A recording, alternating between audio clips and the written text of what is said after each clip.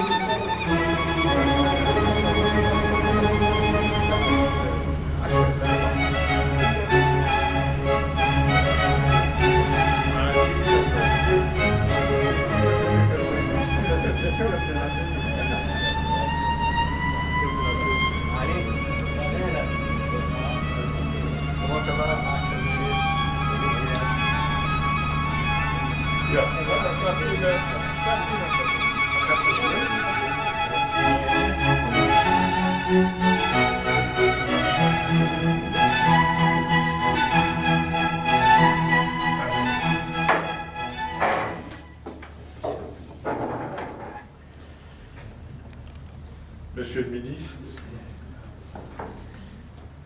messieurs les ministres, messieurs les ambassadeurs, messieurs les professeurs, chers amis, mon cher Zia,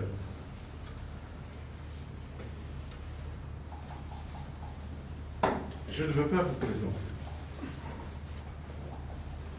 Maître Elisabeth Zacharia, directrice de l'Institut des droits de l'homme à l'Ordre des avocats, le fera beaucoup mieux que moi, en ayant d'ailleurs étudié un peu votre CV. Ce n'est pas à moi de vous présenter, mais c'est à moi de dire que vous êtes cher à notre cœur à tous, la famille, qu'il s'agisse de Nathalie, de Serge, de Sunil, de Marie-Rose. Nous sommes un peu vos frères et vos sœurs.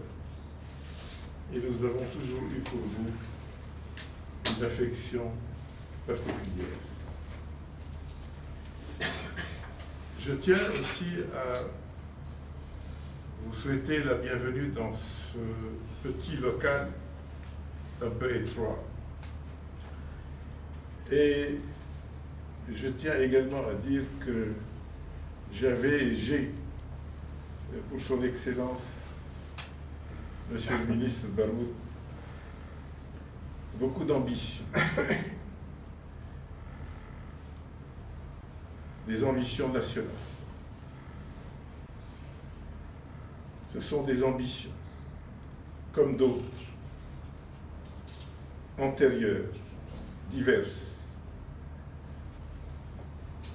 Ces ambitions ont connu un désenchantement que les élections législatives de 2018 ont provoqué. Mais je connais vos qualités, Monsieur le ministre.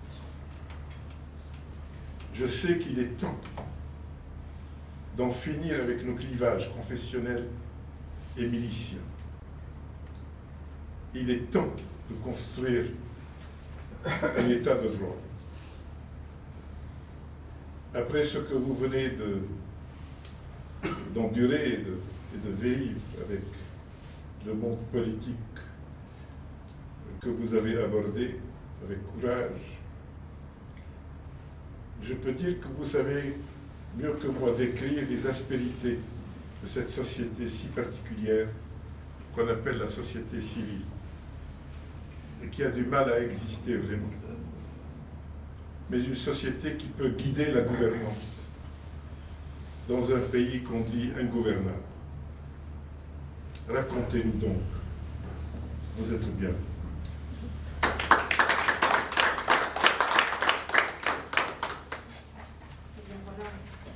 Chers professeurs et mesdames, messieurs, excellences, voilà. J'ai le plaisir aujourd'hui de prendre la parole pour présenter notre orateur, son Excellence Maître Ziad Baroud.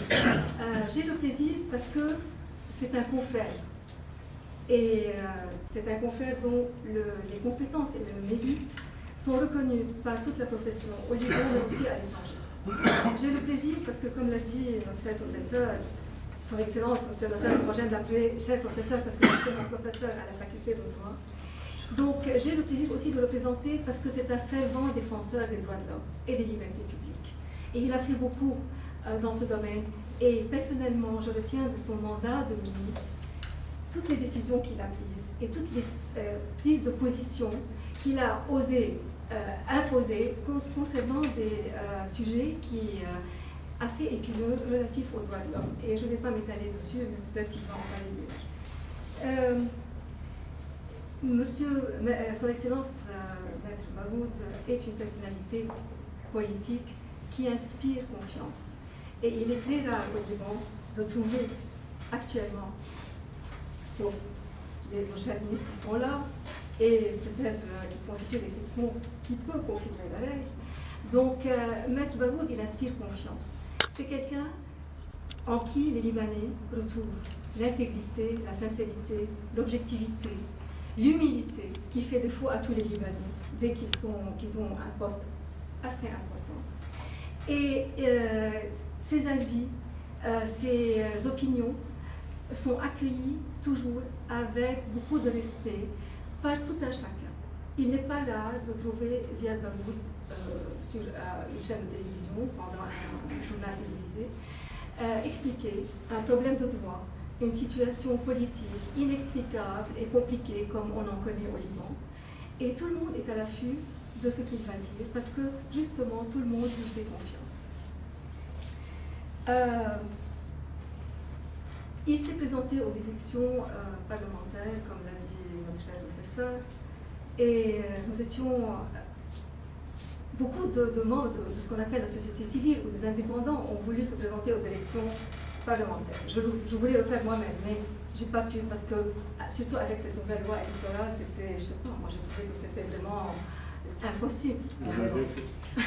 Non, mais attendez que je finisse. Alors là, on a pensé que voilà, Maître Ziad Baroud, l'ancien ministre Ziad Baroud, qui fait partie de la société civile, qui est porté par la société civile, qui représente les valeurs de ce qu'on appelle la société civile, c'est-à-dire on veut faire changer les choses, on veut que toutes les lois soient des lois qui prennent en considération les problèmes quotidiens de tous les Libanais, qui soient proches des gens, des lois qui s'appliquent. On a de très bonnes lois mais qui ne s'appliquent pas et personne ne cherche à savoir pourquoi ça ne s'applique pas.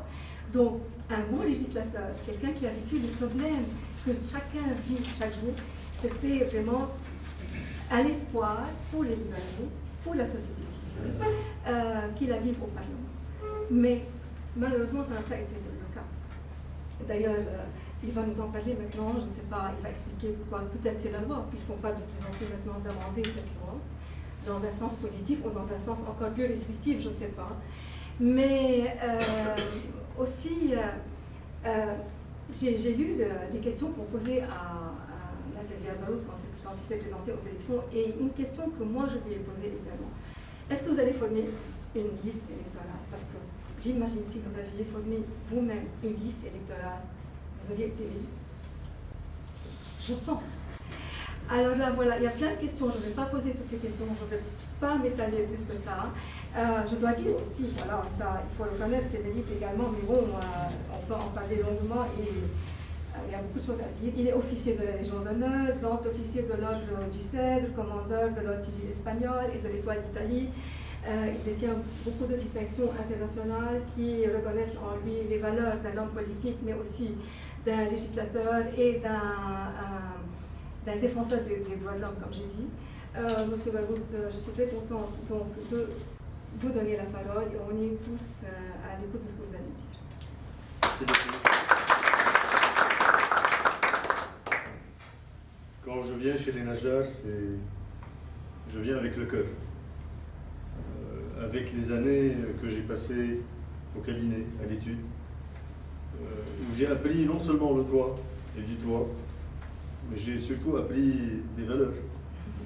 J'ai appris qu'on peut être juriste sans être, tout en étant honnête. Je vous dois cela, monsieur le professeur. Je vous dois cela, Excellence.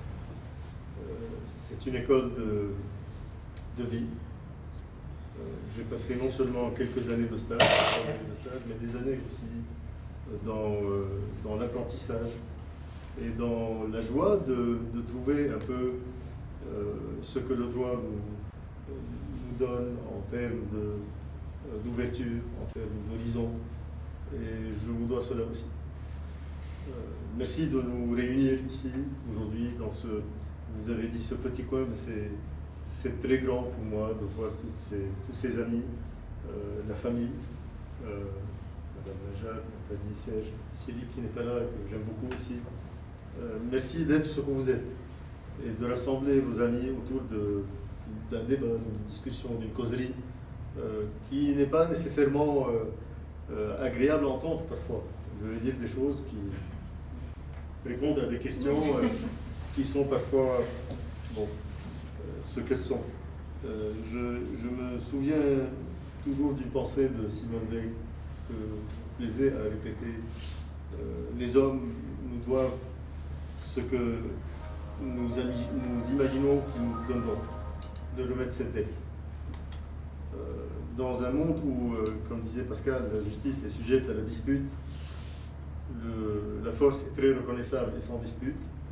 Ne pouvant faire que ce qui est juste fut fort, on a fait que ce qui est fort fut juste. Je vais essayer, autour de cette problématique, et comme à l'accoutumée, le professeur Najjar choisit bien ses mots. Son interrogation, telle que vous l'avez reçue dans le texte d'invitation, nous invite à plonger un peu dans la profondeur de la formule libanaise, sir. Le témoin, pour ainsi le désigner que je suis, devient un peu une sorte de cobaye du système. Et à partir de là, je voudrais, à partir de ce constat, développer sous 3 ans, très rapidement, pour laisser que nous puissions discuter par la suite. D'abord, je voudrais parler un peu de la société civile qui m'a un peu propulsé vers la chose publique pour devenir, et j'emprunte les mots du professeur Najjar, un commis de l'État. Ensuite, je souhaiterais survoler les élections parlementaires du point de vue du candidat que je fus, mais aussi de la mort. Et enfin, je me poserai avec vous des questions sur le Liban rebelle à la réforme. Commençons par la société civile. Tout le monde en parle, mais personne ne sait ce que ça signifie vraiment. C'est en ces termes que le rédacteur en chef du Economist définit la société civile, ou essaie de la définir. Bon, c'est tout ça, beaucoup de choses à la fois. Au Liban, le terme a épousé des significations très variées. Pour moi, jeune activiste, jeune militant pour les droits et les libertés, c'était un peu le cadre de mon action. Et c'est là où j'ai beaucoup appris. J'ai beaucoup appris parce que c'était un cadre militant, un cadre non partisan, un cadre où on ciblait des campagnes, des causes, comme on les désigne aujourd'hui.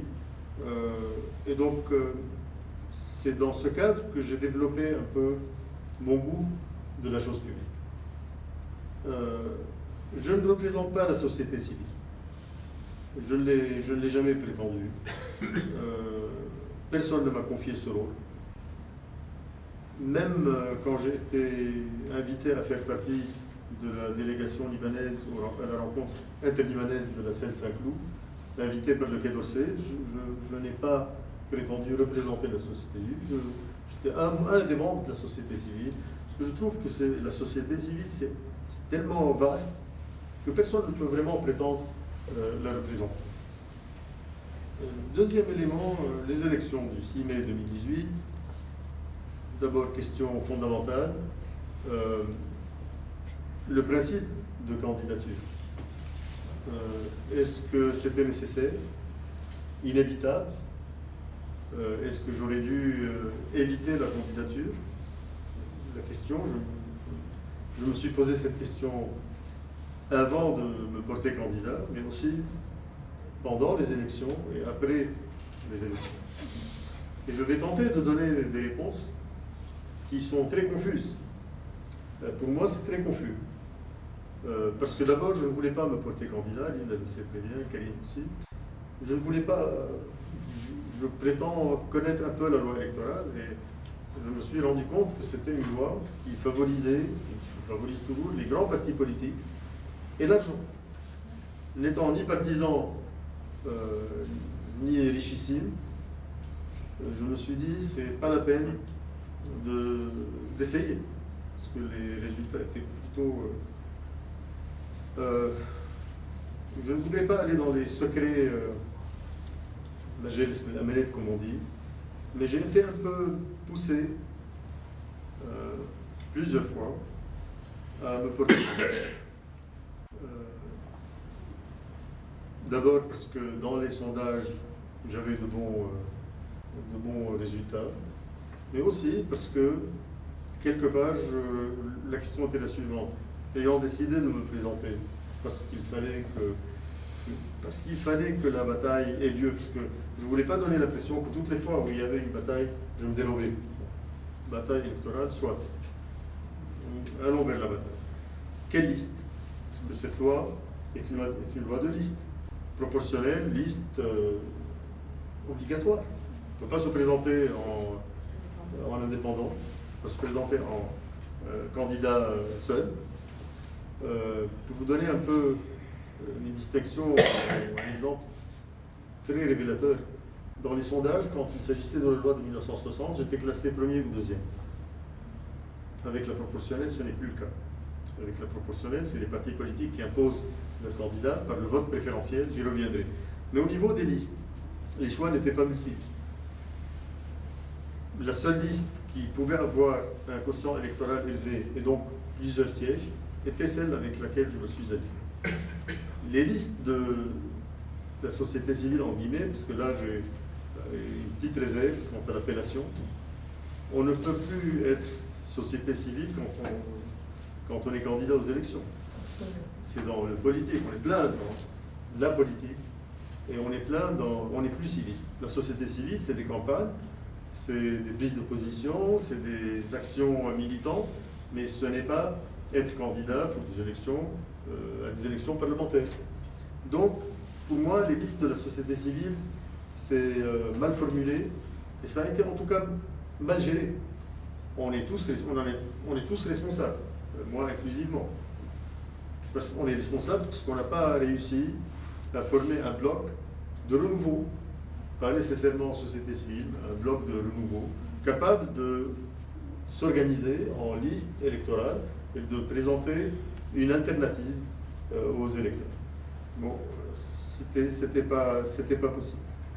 Et les listes de la société civile, en guillemets, je le répète, étaient tellement fragmentées, tellement divisées, que les résultats ont été vraiment décevants. Décevants pas pour la société civile, qui n'a rien à voir avec ces listes, finalement. Ces listes qui présentaient des candidats parfois illustres inconnus, et parfois dont le passé est loin d'être civil. Bref, donc j'ai été donc en alliance avec une liste qui pouvait éventuellement avoir plusieurs sièges. Cette liste a obtenu dans ma circonscription, sur 8 sièges, elle a obtenu 4, mais avec le vote préférentiel. Vous le savez, c'est les partis politiques qui donnent les consignes de vote pour leurs propres candidats et pas pour les alliés. Et c'est une leçon à apprendre pour tous les indépendants d'éviter d'aller dans des listes où il y a des partis politiques présents. C'est une leçon que j'ai appris à mon corps défendant, mais c'est une grande leçon. Et puis il y a l'argent. Donc ceux qui ne font pas partie des groupes politiques font partie de ce cercle de favoriser en ce sens. Et donc on a vu combien l'argent a changé la donne. c'est une réalité que personne ne peut négliger. Et à partir de là, je crois que la loi ne sera pas modifiée. Les grands blocs ont profité et en profitent toujours. Je vois mal pourquoi on modifierait une loi qui fait un peu l'intérêt de tout le monde. Tous les grands groupes politiques ont pris chacun une part du gâteau. Et c'est légitime que ces groupes politiques continuent et insistent à garder la même loi. Donc, à partir de là, les indépendants, c'est une race qui doit choisir finalement entre faire partie de groupes politiques ou bien alors d'éviter, ou bien de former alors des listes, ce qui n'est pas évident, hein, avec l'argent, avec les médias qui sont là où elles sont. Bon, je vois mal comment les indépendants pourraient survivre la loi électorale actuelle. Donc, morale de l'histoire, et je reviens au thème choisi par son Excellence, mise en échec. Oui, j'ai été mise en échec d'abord par mon choix, donc j'assume. Comme disait Shakespeare, si notre condition est basse, la faute ne l'est pas aux étoiles. Donc moi j'assume un choix que j'ai peut-être, je sais pas, j'ai mal choisi, j'ai pas calculé le risque comme il faut, donc j'assume. Mais j'ai été aussi mise en échec par le système et non par les votants. Les votants qui m'ont donné un peu plus que 4000 votes préférentiels. 4000 votes préférentiels sans parti politique et sans argent, alors que ceux qui faisaient partie, ou qui ont fait partie de partis politiques, sont députés aujourd'hui avec 1600 votes préférentiels ou 2700. Je peux vous donner des... Donc dans le matin, un député est député avec 1667 votes préférentiels. J'en ai eu 4000 sans pouvoir percer et être à l'hémicycle. Je ne le regrette pas. J'assume, j'ai appris ma leçon, ou des leçons. Et en politique, il faut parfois être mis en échec. Parfois, il faut assumer. Parfois, il faut apprendre des leçons. Et je peux dire que j'ai bien appris la leçon. Ça a pris du temps.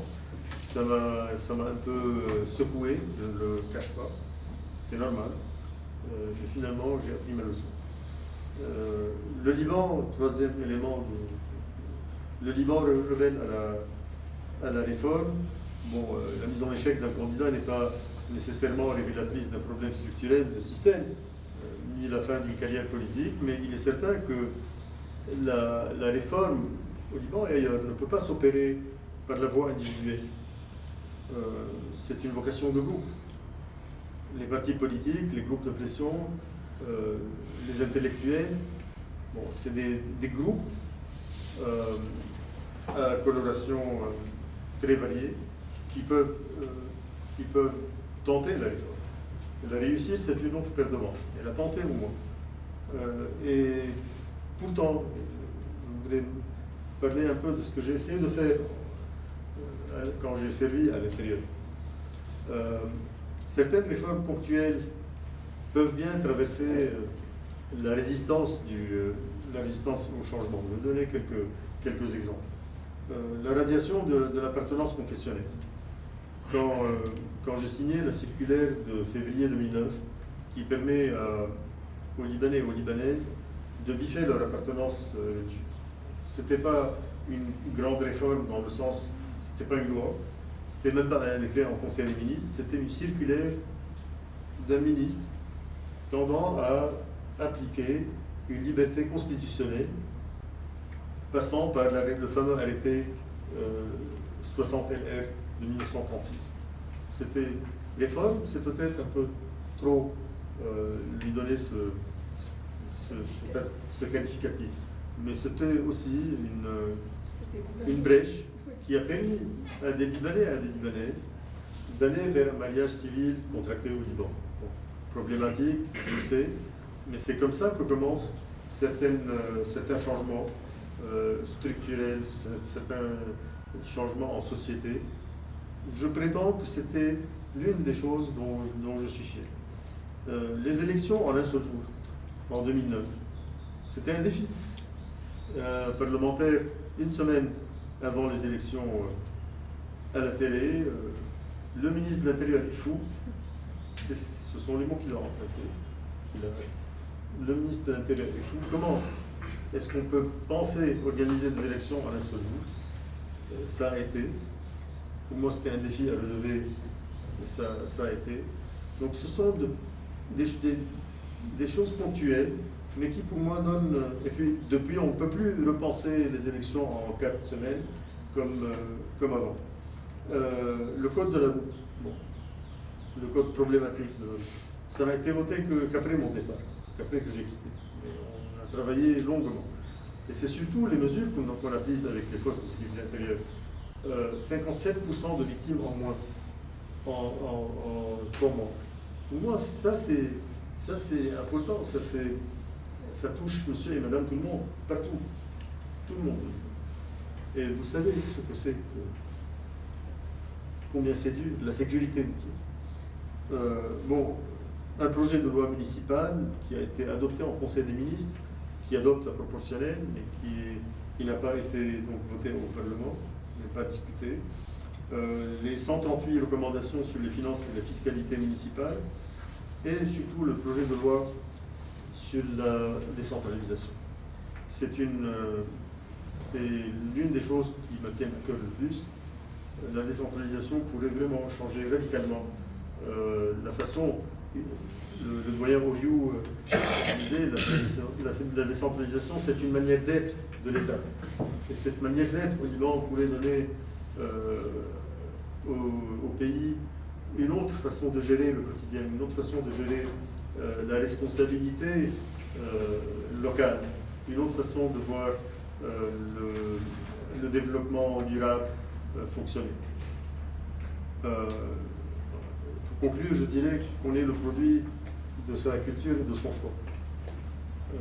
On assume et on poursuit le chemin. J'aime beaucoup ce que Baden-Powell a écrit aux scouts dans sa dernière lettre. Il leur dit: essayez de quitter cette terre en l'ayant rendue un peu meilleure qu'elle ne l'était quand vous l'avez trouvée. Je vous remercie.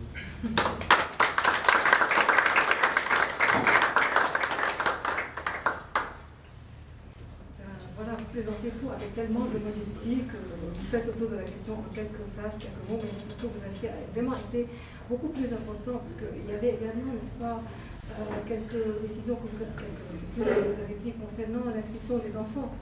Oui, je n'ai pas fait une liste exhaustive. Ça, c'est très important. Mais oui, mais pour moi, ce sont des choses normales. Oui, voilà, justement. Je veux dire,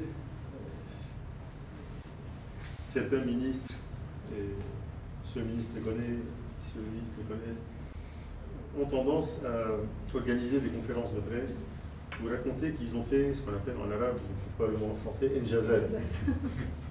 Cherchez dans le dictionnaire. Et jazz, c'est quelque chose d'exceptionnel. C'est quelque chose vraiment exceptionnel. Quand on fait son devoir, on parle d'une jazz. Donc moi, j'estime que j'ai fait mon devoir, oui. Sans plus. D'accord, vous avez fait votre devoir, mais pour des personnes qui travaillent sur les droits de l'homme, c'est très important. Ce sont des décisions que vous avez prises, qui ont fait date et qui ont permis d'améliorer la situation, le sort des enfants. C'est très important tout ça. Ce qu'on appelait. Voilà, justement. Ça préserve, n'est-ce pas, le statut de l'enfant. Mais moi, je vous ai posé la question, et on vous l'a posée également. Pourquoi vous n'aviez pas pensé à former votre propre liste? C'est une question d'argent, je comprends, mais quand c'est vous qui formez une liste, je trouve que beaucoup de personnes seraient ralliées avec vous pour être sur la même liste que vous, parce que, comme je vous fais confiance. J'y ai pensé, j'ai même commencé à... on avait sur 8 candidats, on avait 7 autres. Mais je crois que, pour être franc, deux éléments, 2 facteurs m'ont empêché de le faire. D'abord, parce que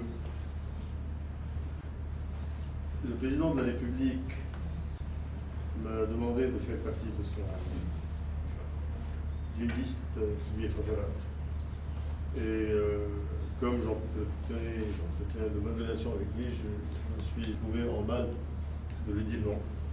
Le deuxième élément, c'était la société civile elle-même, divisée sur elle-même, plusieurs listes, plusieurs têtes brûlées. plusieurs façons de voir les choses. Examen de sang pour ceux qui voulaient faire partie de la liste. Bon, donc ce sont les deux facteurs principaux. Mais je crois que c'est surtout le fait que pour moi, la présidence de la République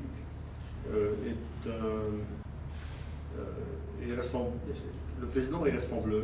Pour moi, il fallait appuyer la présidence de la République d'une manière ou d'une autre. C'était ça ce qui m'a le plus mis dans cette liste.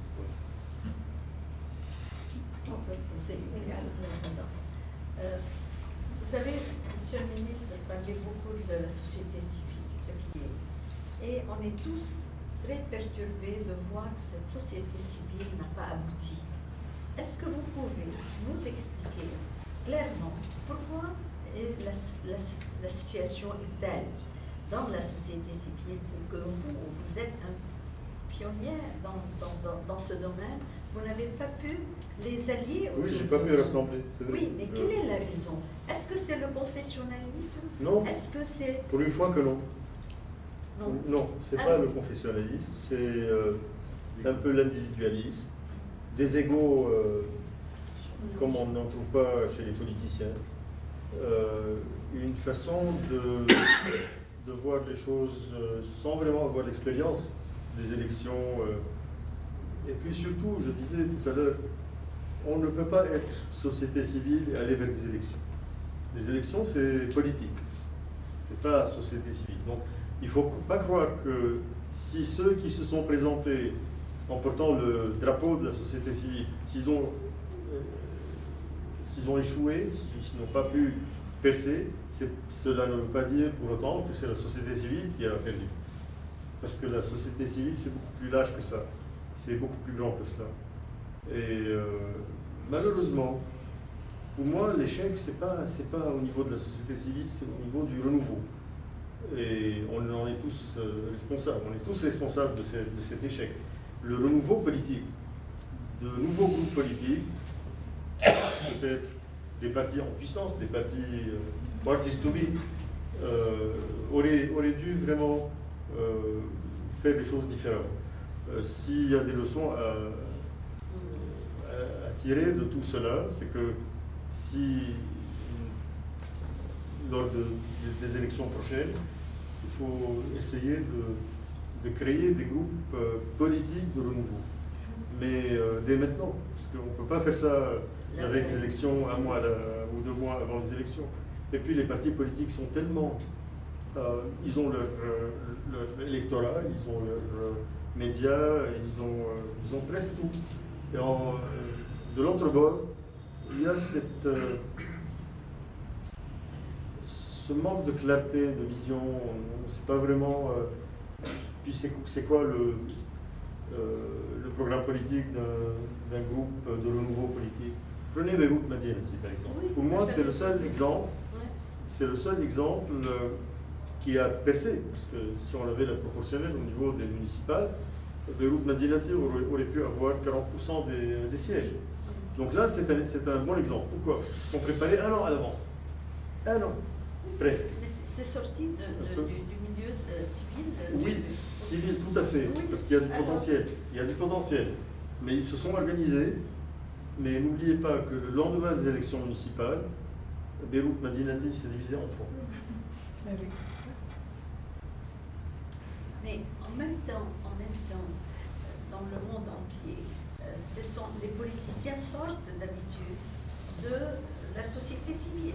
Ils sont l'émanation d'une action civile et une prise de conscience de ce qui se passe. Mais il faut l'organiser. Il faut l'organiser, c'est le mot-clé.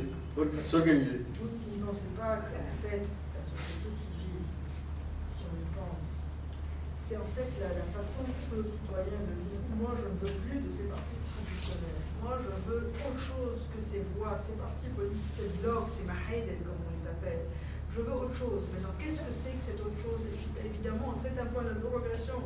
Mais est-ce que ce n'est pas aussi une sorte de cri, quelque chose qui c'est une voix qui s'élèvent pour faire changer le système. Le problème, c'est qu'on sait qu'on ne veut plus ce qu'il y a, mais on ne sait pas ce qu'on veut. L'alternative. L'alternative, c'est ça le problème. Justement. Et c'est pour ça qu'il y a un manque d'organisation. Absolument. Manque d'organisation. Et puis, on ne peut pas avoir un programme politique qui se limite à dire Zihla od mahalla. Exactement. Voilà. On ne peut pas aller comme ça. Allez-y. Oui, Excellence. Excusez-moi de ne pas être en accord avec vous quant à cette distinction entre société civile, je ne sais pas ce que c'est, et société politique, point d'interrogation. Une telle dichotomie est extrêmement dangereuse en démocratie. De séparer le même corps social, parce que nous formons un corps, et un corps uni, de séparer de manière schizophrénique au sein du même corps social une partie du peuple, n'est-ce pas, en disant lui est civil, c'est-à-dire il n'a pas à participer à la lutte pour le pouvoir, et de dire politique ceux qui participent à la lutte, qui sont en compétition pour le pouvoir. Nous entrons à ce moment-là dans un régime politique qui n'est pas le nôtre. Société civile est un terme inventé par Aristote. Il faut revenir aux fondamentaux, Excellence. Aristote avait dit la meilleure association de communauté possible est l'association dans la cité. Politiquer qui nous mire, le vivre ensemble dans une cité ici. Et le partage à ce moment-là des mêmes textes, des mêmes référents. Ça, c'est la société politique qui non a, traduit en latin par société civile. Je n'ai pas l'intention de... C'est pour cela que je m'explique. Oui, mais c'est non. Parce que là, je vous lis. Hein. Je n'ai pas l'intention de dire que la société civile n'a pas le droit de participer à la chose publique et à la vie publique. Mais les organisations de la société civile, telles que nous les connaissons, les organisations traditionnelles, Jam'iyya bi'iyya, Jam'iyya Dafn Mawta, c'est ce genre d'association. Ne peut pas venir à la veille des élections et dire « moi, je participe aux élections en tant qu'organisation de la société civile ». La société civile, en tant que concept, je vous l'accorde, c'est nous tous. Mais alors, à ce moment-là, ces organisations-là, ou ONG, etc., ASPL, Oui. etc., ben, elles n'ont aucune qualité représentative. Elles sont autoproclamées. Donc, à ce moment-là, bon, quelle est leur valeur représentative au sein de la cité? Elle est extrêmement... C'est comme un conseil d'administration en face. Mais est-ce que vous me permettez une question sur votre carrière de ministre de l'Intérieur? Si vous ne voulez pas me répondre... Non, allez-y. On est là pour ça. Oui. Joseph Sader a été enlevé sur la route de l'aéroport alors que vous étiez ministre de l'Intérieur. Oui. Et si je me souviens, à l'époque, vous avez essayé de calmer le jeu en disant il vaut mieux pour la sécurité, ou quelque chose comme ça. Je ne me souviens pas. Non, je ne l'ai jamais dit. Mais c'est un autre qui l'aurait dit. Oui. Pas moi. Non, je ne vous cache pas que... Qui est devenu cet homme? Je ne vous cache pas que pendant les 3 années que j'ai passées, c'était la chose la plus dure que j'ai connue. Pourquoi? Pour la simple raison que je n'avais pas de réponse à donner à sa famille. Enlèvement, dans une région probablement, on n'est pas sûr, probablement dans cette région où les choses sont ce qu'elles sont, les forces donc, de sécurité intérieure, l'intelligence de l'armée, tout ce monde qui connaît plus que le ministre de l'Intérieur, parce qu'un ministre de l'Intérieur n'est pas censé faire l'enquête, ce sont les FSI, l'armée, Amnam, etc., la sûreté. Tout ce monde n'avait pas de réponse. Tout ce monde. Donc, région problématique, oui, mais tout ce monde n'a pas de réponse. La réponse était chez Hezbollah. Même pas. Ah bon. Même pas. Oh, il s'est volatilisé. juste. Chez Il s'est volatilisé. C'est volatile. Mais Mais en même temps, un jour, un évêque vient me voir en me disant j'ai des informations sur la question. Je dis très bien, parfait, c'est excellent, ça ne demande pas mieux. Il me dit il y a un tel qui connaît, je dis très bien, je vous prends rendez-vous du procureur de la République. Vous vous souvenez? Il n'a même pas été convoqué. On s'est passé le mot. Il n'a pas été convoqué. Donc pour moi, Donc, oui, il y a un c'est... suspect.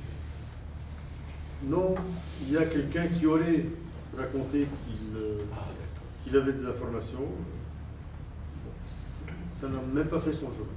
C'est la chose la plus dure que j'ai connue. Parce que quand son épouse et ses enfants venaient me voir, je ne pouvais rien leur dire.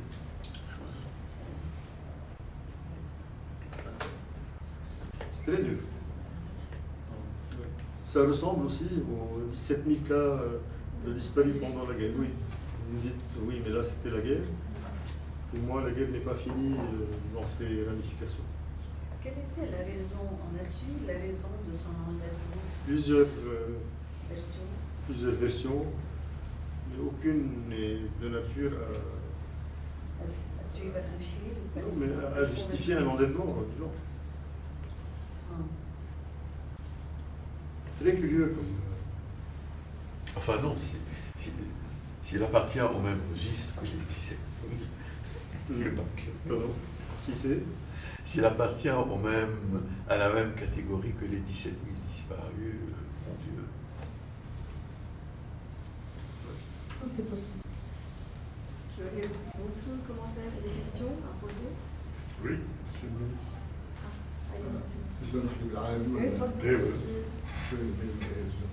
بدي ارجع على قانون الانتخاب لانه يعني انا اشتركت معك بتحضير قانون الانتخاب ب 2009 وعندك صار خبره بالانتخابات وهذا القانون الحالي يعني واضح انه مش عادل يعني واحد ياخذ 4000 صوت ما يطلع واحد ياخذ 120 صوت مصرفين ففي رايك بحسب تجربتك اي قانون انتخاب هو الاصلح للبلد؟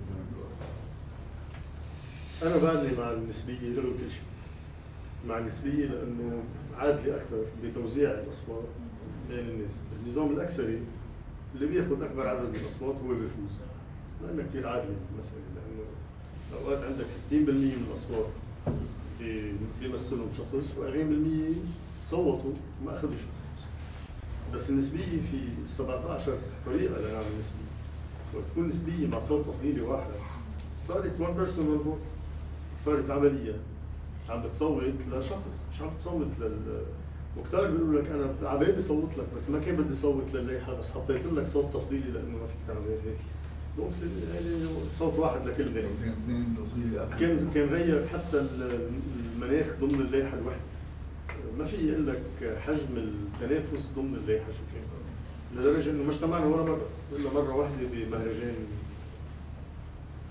بدنا نلاحظ الحملات الإعلانية ما شفنا إلا بالنوادر إعلانات للائحة كان دائما فجأة في صوت تفضيلي واحد فهون مشكلته الأساسية والصوت التفضيلي هو لترتيب اللائحة إذا بنشوف بتونس مثلا شو عملوا بتونس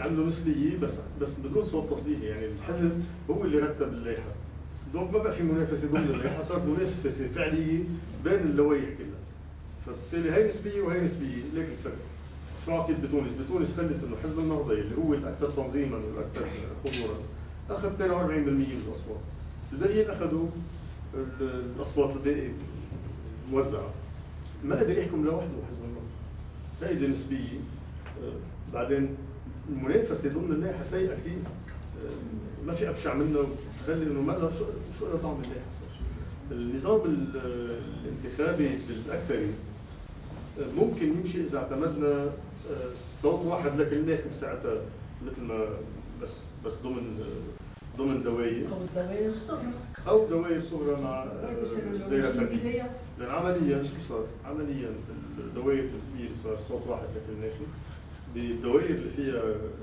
مقعد واحد من طائفه واحده صار دائره فرديه فعملنا بهيدا القانون يلي عنوانه نسبيه عملنا دائره فرديه وعملنا صوت واحد لكل ناخب يعني عملنا نظام اكثري كان مقنع بظاهر هو بالنسبه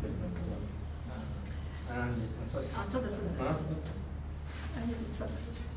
دالي عن وزير طبارة كثير بيعتبروا انه عدم وجود عدالة بالقانون، انه نايب طلع 100 صوت ونايب طلع ب 10,000 صوت. انا ما شايف انه انعدام العدالة بهالموضوع هذا، لانه الوزير اللي جاب كسروان عندنا مثلا طلع نايب 14,000 صوت كسروان وجمال، وطلع نايب 160 صوت.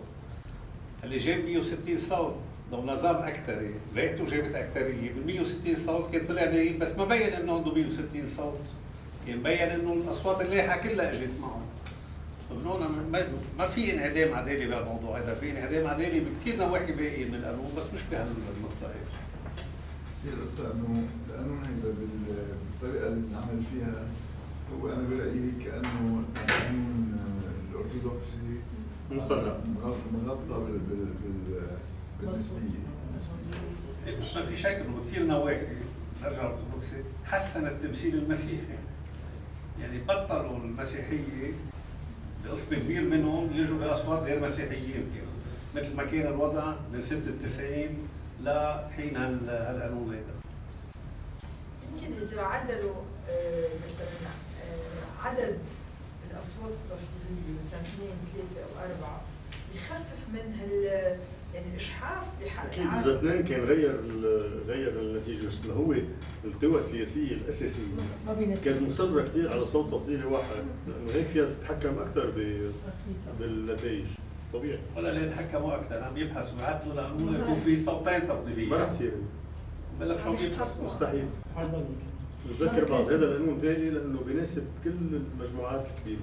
بس الصوتين بيناسبهم اكثر. لا لان الصوتين بدنا نحكي الاشياء بصراحه مثل ما هي، بصوتين اذا انت ما عندك تقل طائفي بمطرح كافي للصوتين بصير الصوت الثاني مش لك. او اذا حدا عنده تقل ناخب كبير يعني كتله ناخبه كبيره بصير يوزع وعنده كونسين دو فوت بصير يوزع اصواته بياخذ مقعده وبياخذ مقعدك، فاكيد ما رح تصير هذه بصوتين تفضيليين. هذا السبب يلي خليهم بهذا القانون ما يروحوا على صوتين تفضيليين. الحقيقة زيان أنا التقيت معك قبل ما تترشح وذكرت لي الأسباب هذه اللي ذكرتها حاليا اللي ما خلتك إنه تنجح. هي ذاتها ذكرت لي مسألة إنه الأحزاب الكبيرة بدها تركز بالصوت التفضيلي على المرشحين عندهم، بلس العامل المالي بيلعب دور كثير كبير وعامل الميديا وكل هالامور، خاصه انه لاول مره صاروا يسعروا الميديا، يعني صار في تسعير عالي تسعير عالي لبرامج التوك شو 50,000 و70,000 و100,000 الى اخره. هول الاسباب كلهم كان اللي ذكرتهم اوريدي معك خبرهم ودارسهم وعامل بالفعل معك كل الانفو اللي مطلوب. بالرغم من هالشيء هذا كله ترشحت وانا تفاجأت انه ترشحت. طلب من رئيس الجمهورية.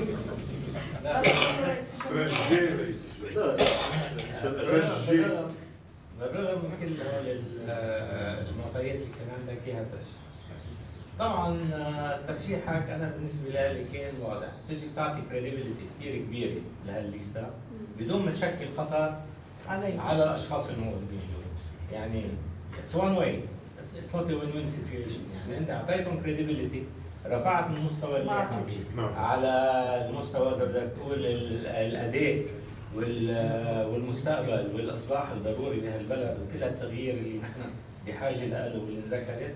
بنفس الوقت عارفين الدوغاز من الاساس انه نحن الشخص هذا مكبر الليستا علميا ومعنويا واكاديميا وامنيا بدك اياهم، بس هو بالنتيجه ما عنده امن.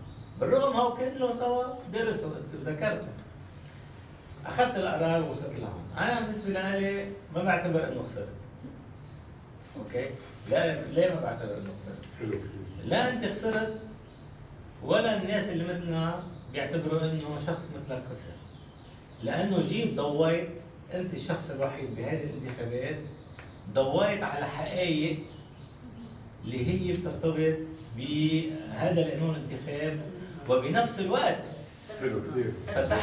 فتحت مجال للناس تبلش تفكر انه من ضمن هالواقع اللي موجود اللي هو الانتخاب كيف نحن بدنا نغير. لانه انا ما بقول قصه مجتمع مدني او غير مدني، لانه هذا شوي الامور فات بعضها. نحن مساله المجتمع المدني بالانكونسيون تبعنا هو مساله التغيير، هي مساله كيف بدك تطور هذا النظام، كيف بدك تغير هالاشخاص، كيف بدك تغير هالعقليات، كيف بدنا نخلص من المحسوبيات وكل الامور، هذا هي المجتمع المدني. هلا جيت انت بترشيحك وبالنتائج اللي استخلصناها حطيت كل شيء على الطاوله واضح. موضوع التغيير، هل اليوم زياد بارود بعد عنده كل هالمعطيات هي واللي هو شخص انا عملت وزير انا وياك بحكومتين بعرف يعني شو كفاءتك وهذا، عم بتحضر انت من اليوم لهذا التغيير المطلوب من ضمن مجموعه سميها بدك اياه لحتى هذا القانون يلي اجى رسخ مفهوم المذهبيه والطائفيه والارثوذكسي وردنا سنوات لورا، وهذا القانون اللي عمل خطاب مذهبي ولا اسوء من هيك. واليوم هلا نحن عم نشهد الكونسيكونس، الصراع اللي حاصل بين تيار وطني وتيار مستقبل، هذا كله كونسيكونس هذا القانون يعني. وفي مناخ مذهبي يمكن ما عليه بيعرف اكثر ناس بالبلد شيء ولا اسوء من هيك، اجى هذا القانون. هل اليوم زياد بارود من ضمن هالمعطيات من ضمن اكيد حرص القوى السياسيه الكبيره على حمايه هذا القانون عم بيحضر لشيء للتغيير؟ سؤال كثير حلو. اول شيء اول شيء فيك تستعين بالجمهور. لك اول شيء خليني لك انه على المستوى الشخصي بهيدا القانون ذاته ما بترشح بلش منه، لانه تعلمت الدرس وما بنصح حدا يترشح اذا مع احزاب موجود يجي يقول انا جزء من لائحه ابدا. هي اول نقطه. ثاني نقطه بعدني بتامل انه ينعمل مجموعات تغييريه عندها شيء تقوله، ساعتها تترشح بلوائح مستقبليه. عم تشتغل عليها؟ عم بشتغل على شيء بعد ما وصلت فيه لنتيجه. لأقول لك بكل صراحه يعني انا بتمنى عليك تشتغل. ايه بس لك بكل صراحه، لأقول لك بكل صراحه قسم كبير من هول الشباب اللي ممكن تشتغل معهم يا اما قرفان وما بده يتعاطى بشيء، وكتار من اللي كانوا يشتغلوا يعني من قبل الدور لاخر ليل ببلاش من كل قلبهم، هلا ما بدهم بقى يسمعوا القصه للاسف. واللي عم بحكي عن شباب كنا سوا بنضالات وقت كان في عصر، مش وقت كنا يعني ما بدهم بقى، مش مصدقين، او اللي عباله بعدنا بخبريه معالجه ذيول انتخابات 2018 يعني عم نجرب نعمل قراءه موحده للي صار، نفهم شو عملنا، شو الغلط اللي عملناه كل واحد من مواقع مختلفه، على اساسها تقدر تعمل شيء. بذات الوقت انا مقتنع انه مش مطلوب ابدا احزاب سياسيه جديده ابدا. بهالمرحله مطلوب مجموعات ضغط تشتغل مع بعضها، تعمل خروقات مطرح اللي لازم وتبني عليها بعدين بتصير حزب سياسي، مجموعه سياسيه، موضوع ثاني، بس مش مطلوب احزاب سياسيه جديده.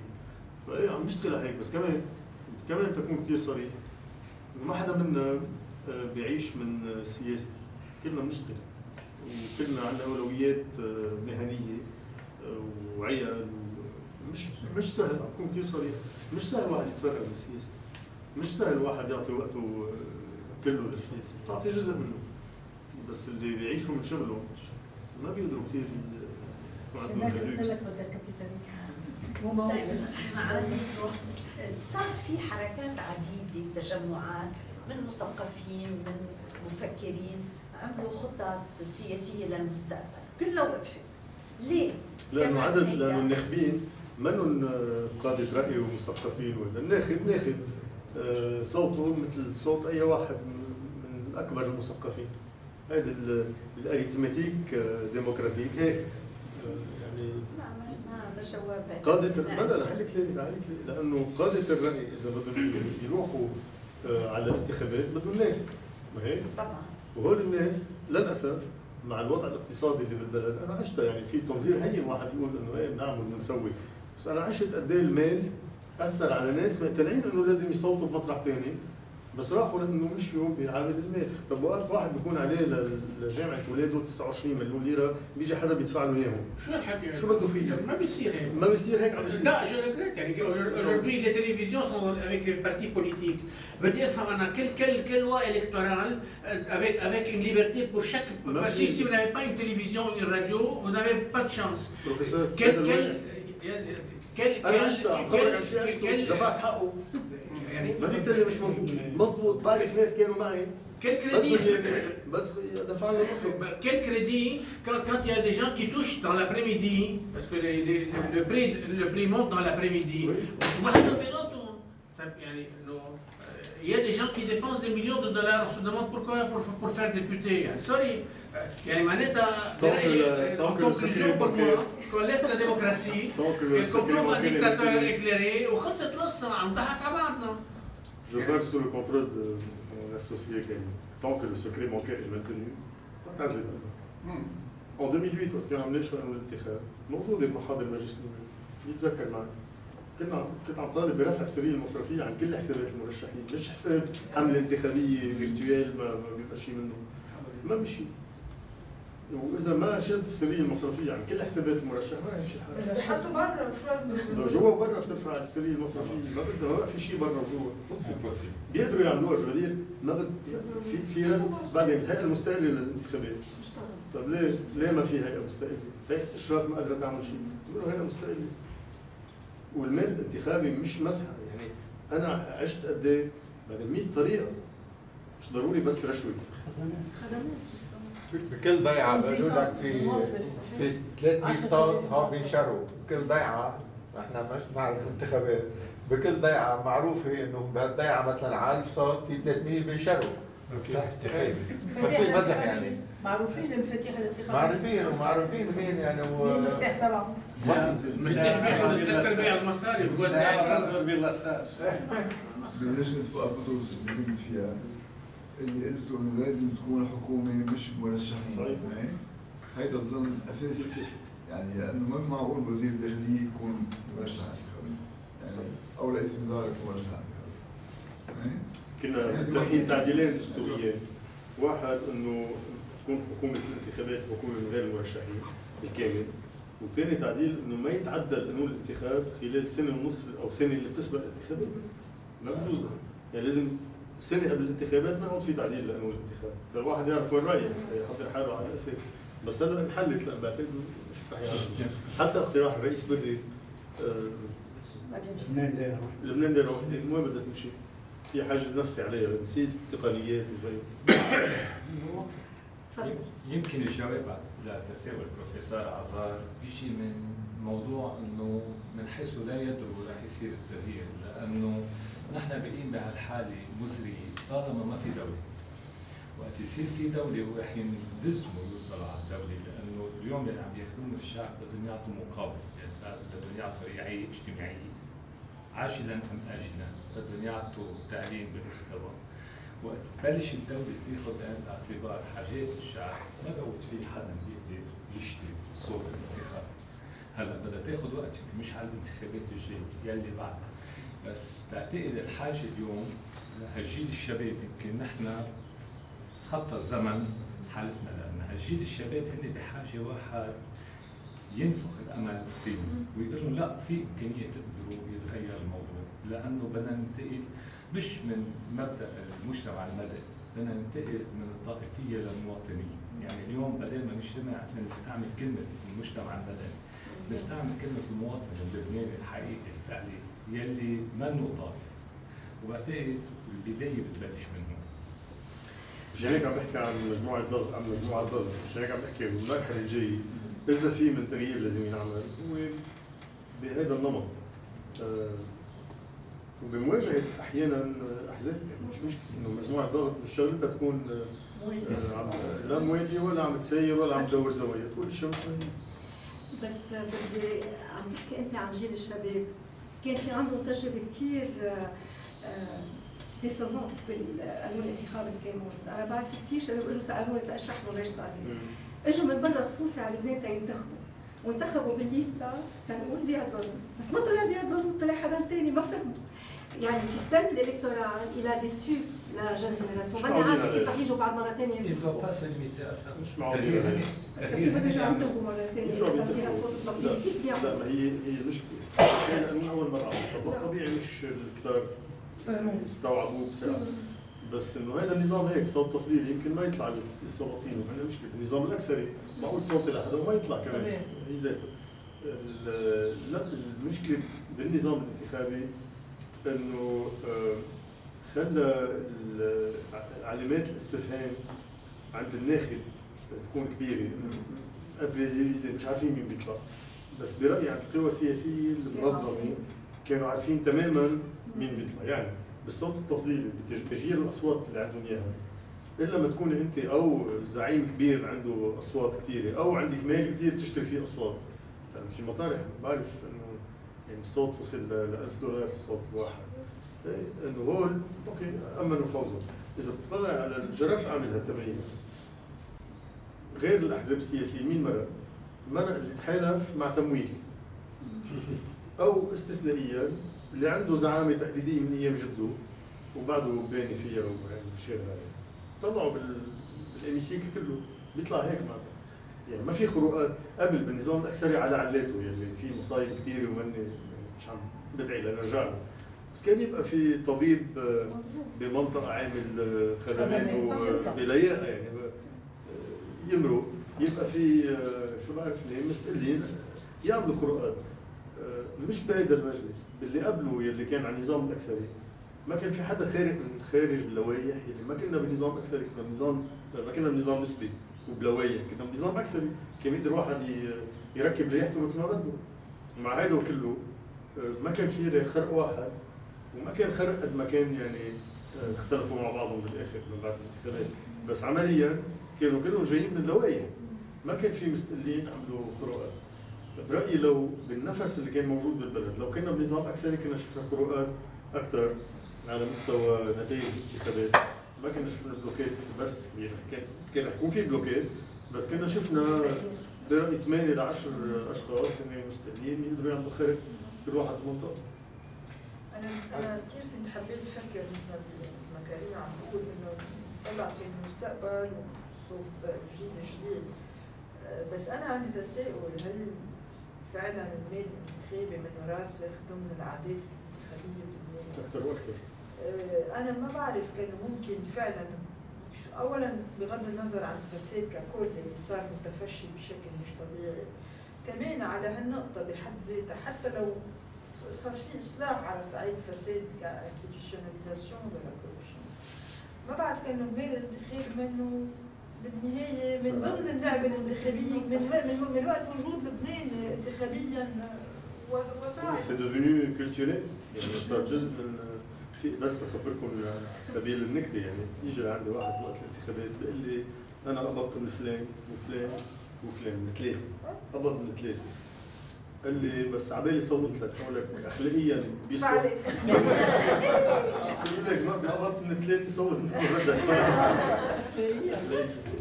انا بدي بس جاوب على قلتي انا عم بتكيس على تجارب بالعالم اذا ناخذ مثل مش كثير بعيد عنا يعني هو جورجيا ما عندهم وسائل عندهم اثنين يعني عندهم مجموعه تابعه لبعض البلدان جورجيا وضع بال 2003 كان اقرب من لبنان من حيث الفساد والى اخره بكثير تاخذ قرار لاسباب جورجيا انسان سوفيتيك اخذوا قرار لانه كانوا ملزمين ما بقى عندهم تمويل وخايفين من روسيا الى حد ما عم تشكل خطر عليهم. بتشوفي جورجيا اليوم طلعت بالمراتب 100 مركز يعني بالنسبه لنسبه الفساد، بالنسبه للانفراستركتور طالعه بنسبه 80% مثلا. اليوم ما بتعرفي انا التقيت مع احد المندوبين بالوزارات تبع جورجيا، ما عندك اتصال مع الاشخاص بالادارات كله government. يعني اليوم في بلدان قدروا وصلوا على التغيير وعم بحكي عن جورجيا فينا نحكي عن غير بلدان، اليوم خلينا نشوف المغرب شو عم تعمل، خلينا نشوف سلوفينيا شو عم تعمل، خلينا نشوف زيمبابوي شو عم تعمل، يعني البلدان الان نحن مفتكرين حالنا بترومن شو بلبنان، انه كله معمول على قياسنا، العالم عم يتغير ونحن بعدنا هون سور اوربيت. بقى بعتقد انا الشغله الوحيد اللي بقدر انا اكيد ومعك فيها انه على القليل لازم الواحد يشتغل من هي جيده، يعني انه نجرب نسعى صوب اصلاح، مش انه نقول هيدا الوضع هيك ونحن نستفيد فيه بدون ما نمشي على الخطى السليمه يعني بدل يعني شو بقى اللي سالوا معي انه شو عم نشتغل. ما بعتقد حدا منا بيبقى بلبنان بس لانه سويسرا الشرق وكبانيه وتبوله مش ومش لانه حدا منا قادر يكون عنده غير خيارات، لا مش هيك. جايين بلبنان لانه مقتنعين انه في شيء بينعمل. مشان هيك وقت قلت انه تعلمت درس بالانتخابات عم بقولها ايجابيا مش سلبا، عم بقولها تقول انه من وراء اللي تعلمته مثل ما من وراء اللي تعلمته بالوزاره اللي كتبوا مع الوزير في وزاره العدل، قد ايه في خلاصات الناس فيها تتعلم منها، يعني مش بس الشخص اللي بيكون عاملها، قد ايه اللي عم يقرا بشوف انه هالقد فينا نغير. هيك بعتقد انه المرحله الجايه مرحله نتحمل فيها نحن مسؤوليتنا مش نزت على غيرنا. انا من ميتي رح اتحمل مسؤوليتي من مطرح اللي بقدر اعمل فيه شيء، بس مش لوحدي. مش مقتنع ابدا انا بالعمل الفردي. انا مقتنع بانه نكون مجموعات تقدر تشتغل مضبوط وتحط براسها، وهيدي يمكن اللي بتخليها تكون قويه، لانه ما بدها ترشح انتخابات هلا، ما بدها تقبل منصب وزاري هلا، ما بدها شيء، بدها تشتغل تعمل شغلها، تعمل تحط ضغط مطرح اللي لازم، تدعم مطرح اللي لازم، بس كمان تعارض مطرح اللي كمان تشوف في شيء غلط. بحس انه هيدا المرحله الجايه هيك لازم تكون، مش مرحله ترشيح ونعمل احزاب، لا مش هيك. الوضع هالقد اخطر من انه نتفرج عليه من خلال مؤسسات تقليديه. لازم ينعمل شيء من خارج الصندوق، لازم نعمل شيء حتى اللي هن حتى مع مشروع واضح ومش بس مشروع، منهجيه مغيره.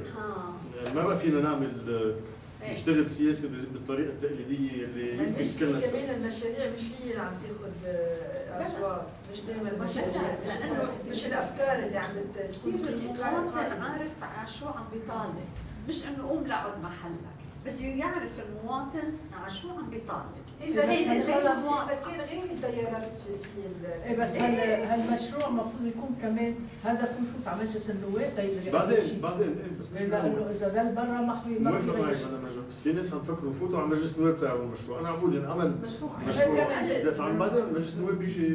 تفضل بروفيسور. حكومه ظل. ايه يلا حكومه ظل ما بيحكوا عنها، ما حدا بيعملها. انه اذا بتجي بتجيب ملف تلزيم طريق، نعرف شو بيكلفوا الطرقات بلبنان وشو بتكلف برا، شو سميت الزفت بلبنان وشو سميت الزفت برا. طيب انه في اذا واحد بس بيضوي on veut pas du pouvoir, on veut avoir de l'influence. مثل ما عم بتقول في سيستم هلا على البي بي بي، في اوديت كوميتي على البي بي بي من مجموعات عم نشتغل عليها، من مجموعات مجتمع مثلا في كثير اشياء عم نعملها موجودين بدون ضجه وبدون هلا الهدف تبني، هلا مش هدف تعمل ضجه هلا بس تعمل هذا عم يحكي مجموعات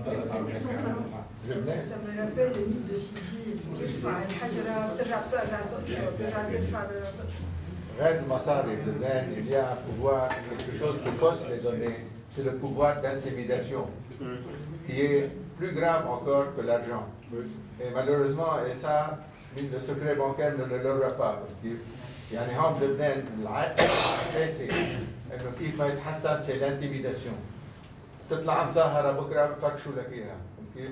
يعني tant qu'on ne peut pas sortir de cette intimidation عبس الواحد يشتري.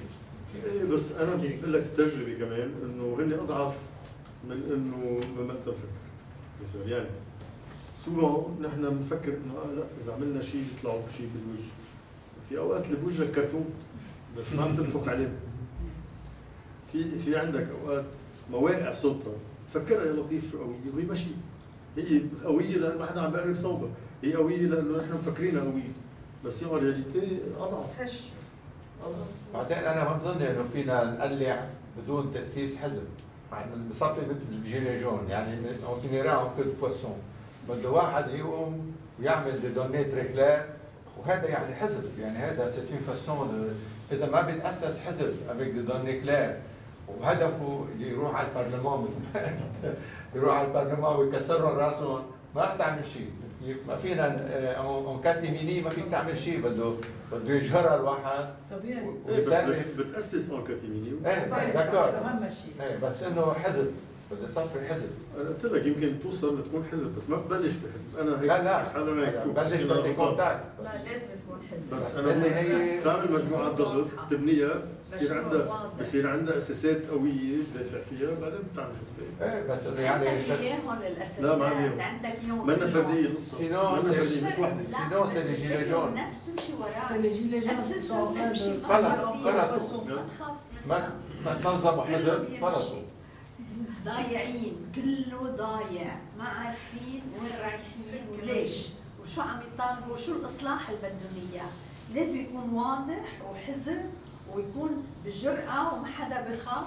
وهلا يلي ضايع بيقولوا لك في جزء كبير من اللبنانيه ساكتين، لا بارتي سيلونسيوز، يعني هيدول بدهم مين يجي يحركهم بشيء واضح وجلي وبيمشوا، ساعتها بيمشوا. لبنان الفتى. مش الصبية كمان؟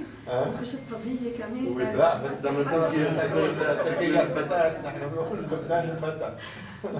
Il y a d'autres questions ou commentaires au point de vue. تسمحي لي، العالم اللي فات في واحد صار قصه مع الوزير باروت ووصل من نفس المبادئ الشيعة الموجودين هون، انه هن احدثوا التغيير. يعني اليوم في امكانيه حدا يتمثل فيه ويقول لا في امكانيه للتغيير، لانه في وزراء بهالامن بهالشغل يلي قاموا فيه وهالمبادئ يلي عملوا. منشان هيك رجال كثير مهم مثل ما قال معالي كمان كسابيون انه التجربه تبع زياده الانتخابات هي على سلبيتها ايجابيه، لانه قدر اظهر انه بيقوم دور وحيده مع كل المحاربه اللي حاربوه فيها، قدر ثبت حاله كعلامه فات او رقم صعب بالمنطقه وبكل لبنان.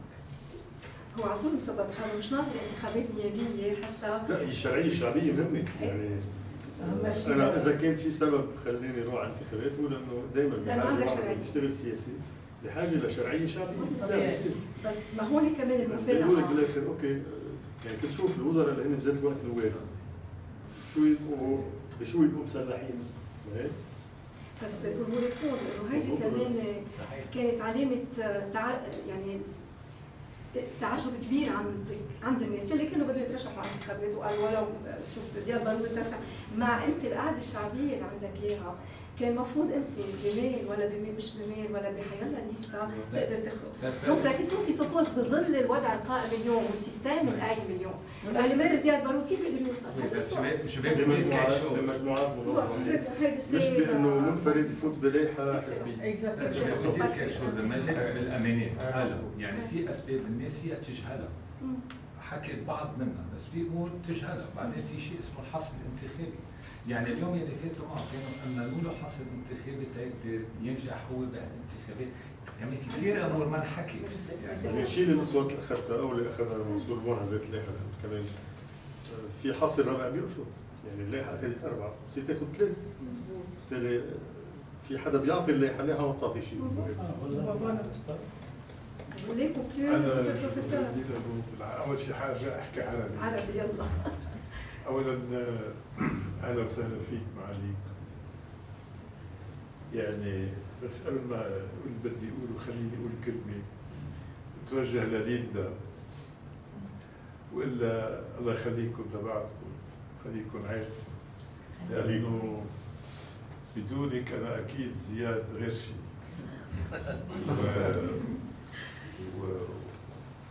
انت سند لزياد، سند لنا كلنا، لانه بطبعاتك وحكمتك وروايك ومحبتك يعني كنتوا عائله ما في منكم بالدنيا. الله يخليكم لبعض، واهلا وسهلا فيكم.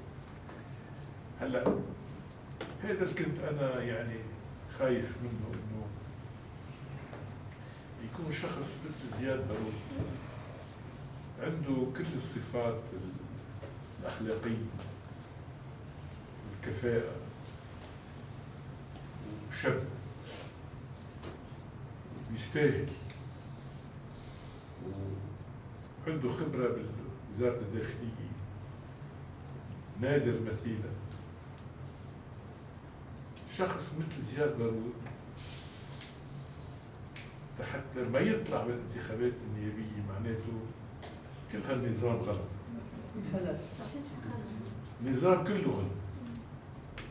قانون الانتخابات غلط. استحي احكي. الثورة اللي كانت لازم تنعمل طائف انه نتوجه نحو المواطنة، مش انه نكرس الطائفية والمذهبية. ثورتنا ما عملناها. لبنان بعد ما عمل ثورته، بعد ما في مواطنة بلبنان.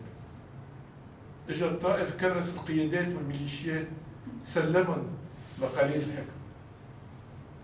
وبعد وراح تدل القضية هيك إلى ما شاء الله، لأنه هن ذاتهم ما راح يقدروا إنه ينتحروا، ما راح يغيروا قانون الانتخابات. معك حق معي. واستحيت أنا لما طلعوا بمشروع القانون الأرثوذكسي رجعوا كرسوا. يعني أنا بالأرثوذكسي مرتي ما فيها تصوت. أنا مثلك. يعني الشوم شو هالبلد عيب. يمكن سبب. بعدين إذا بدك تكون وزير، إذا ما كنت سنقطع عند القيادات والميليشيات والأحزاب ما لك خبز، ما فيك تعمل شيء لما تكون يعني ثائر متمرد ناشز خارج. عيب هذا البلد. أنا بفتكر وجودك هون معالي كشف كل العورات تبع النظام عايشين فيه. كشف لأي درجة أقله لازم نبلش نقول شو اللي منه ماشي. حزب ما حزب هدم إلى معطيات، إلى كثير أشياء، بس على القليل نقول ونكتب ونحكي ونقول ليش قانون الانتخاب هذا غلط، ليش ما فينا نسلم مقاليد الحكم للميليشيات إلى ما شاء الله، ليش المذهبية والطائفية لازم يكونوا هن القاعدة بلبنان. أنت عم تحكي عن إنه ما له حق بني آدم إنه ما يقول شو مذهبه على التذكارات. شو هذا؟ انجاز، بس انه يا لطيف. وبعدين شو هالبك، شو هالثوره هيدي؟ واصلا كان في اجتهاد لرئيس جبران تتذكر سنه 71 اقر الشيء اللي موجه بحكم.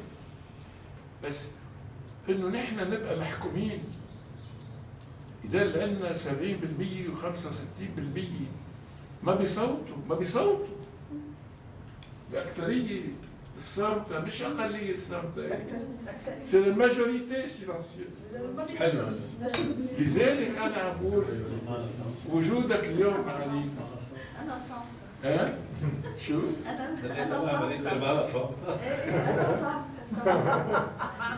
أنا ما عم بتدخل. أنت محسوب. بس مش صامتة، بس والله عليك. أنا بعتقد إنه الثورة لقدام ناطرتنا. وعاد لازم تبلش بفكر مير وبشجاعة وبرجال مثلك ورجال مثل هالشباب الموجودين هون. بياخذونا على التحقيق. انتم مستقبلنا. بياخذونا على التحقيق. بياخذونا على التحقيق. فشلوا. نعم، وحطونا بالجمعة ليطلعوا نهار الاثنين. فشلوا. على كل حال ألف شكر لكل المداخلات. فعلا أنا كثير استفدت اليوم. بشكركم شرفتونا وبنحني إجلالا واحتراما لكل الشفافية والنظافة وهالقيم اللي موجودة عندكم كلكم. وأنت توجت معاليك. توجه بدعوتك معالي. شكرا على المساحة اللي هيك فيها أكسجين. ايه كله نضاف نتنفس فكر وصراحة ونحكي الاشياء مثل ما هي. كثير حلو اللقاء، بشكرك كثير عليه لكل اللي كمان تعذبوا واجوا وبيعرفوا اكثر مني. الفرق انه كنت عم بخبر خبريه يعني، بس مش اكثر. الموجودين بيعرفوا اكثر مني وعلى راسهم بعرف قد ايه تعلمت معك انه ضلني اتعلم. لا تعلمت معك انه ضلني اتعلم، انه هيدا بخلي الواحد انت بحبه برضه. ايه الحقيقه والستور ما كشفش.